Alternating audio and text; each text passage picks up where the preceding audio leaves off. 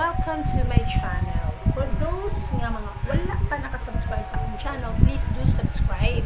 Ang inyong buhaton is to hit the subscribe button and be sure na inyo nang i-click ang notification bell besides sa subscribe button para and inyo nang all notifications para updated mo sa kung unsa man nga mga new videos na ako i-upload dali sa akong channel. Okay?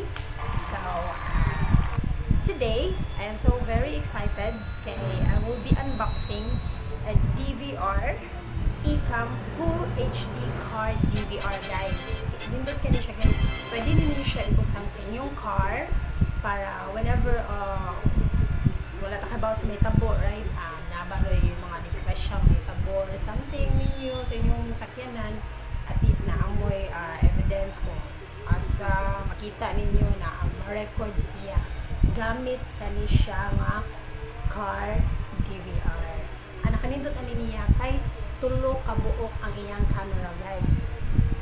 One for the front view, then the other one is for the back view, and the third one is for the camera inside the car or your vehicle. Okay, so nindot ni siya, and then kuan pa gid siya, guys, naka loop recording na siya. Buti pa sabot if loop recording gali siya, when ang memory niya mahurot na gali, kasi for example 32 gig man ang maximum capacity sa iyahang memory ani kung ato ning gamiton.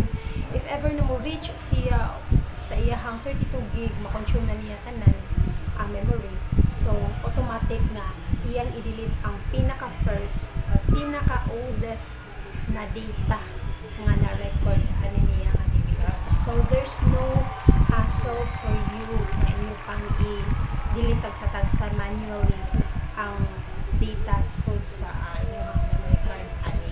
Okay, so mao ni siya. So let's get started. So, mao ni siya ang box na to, guys, of Ecam Full HD Car DVR. And sa kilid, makita na to ang specification sa item. Okay? And then, sa likod pod, makita po na to siya. And, as you can see, this is made in Taiwan na product. Okay? So, mao ni siya ang sulod sa iyahang package. Everything that is included in the box. So, dinhi makita nimo nga naa siya LCD nga naay duha ka camera. Kani siya nga camera is para sa sulod sa sakyanan niya. Kani siya para po ni siya sa front view sa sakyanan. Okay? Kani pod siya kay camera mount ni siya. Okay?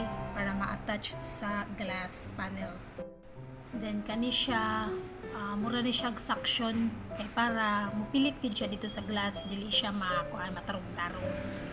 Ang kanipod siya kay ang rear camera ni siya nga nani siya taas kayo nga wire nga pikas end niya kay pwede pud nimo siya i-attach dito sa primary camera nga na LCD screen. And this one is the charging cable para mohatag og power dito sa ato ang DVR. And this is 2 screw og double-sided tape para sa rear camera para sa loyo. And lastly, mao ni siya ang car DVR user manual to help us and guide us upon the installation of this DVR in our vehicle. Okay, so that's all for today. Have a nice life. God bless.